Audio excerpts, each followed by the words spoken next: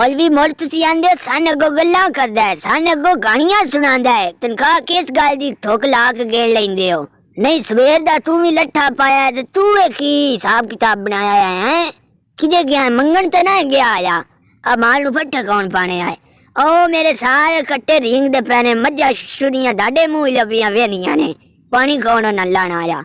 पट्टे होवे कुतरन वाले ने, तमाशा नहीं हो गया या मुडो किदे आओ? मैं तो दावत से गया आया यार, रानी ने दसिया समझ आ गई। इन मैं दस के गया वे मैं सवेरे दावत ते टुर जाना तो माल डंगर साम लमी। ते नाले मैं बिल्लो रानी ने भी फोन कीता, ए सके चलो ठीक है दादी थां ते मियां मैं जट आ जा सादा।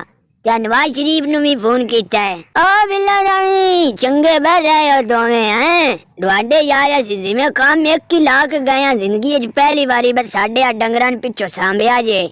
हुणे तू फिटरे दूध पिया पीना ते नाल तू सलांटी पिया खाना। नवाज शरीफ हो ज्यादती कीती जे, हुण साडी नौकरी दा सवाल इदे बनया खलोता, दसो की करिए? अगे किहड़े डंग जिम्मेदारी नाल कोई काम कीता चज दा है? जिन्हां ले तुसी जिम्मे पैलांदे हो उन्हां किहड़े डंग एडा जिम्मेदारी नाल काम कीता है? नहीं तू आ जेड़ा काला जिहा उत्ते बुरका सटिया आया, तू गया आया किदे आए?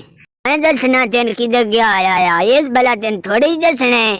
ओ पिंड नहीं जेड़ा टिब्बे तो अगली साइड ओदे भाई इस कोई अपना हिसाब किताब उथे विडे आया है।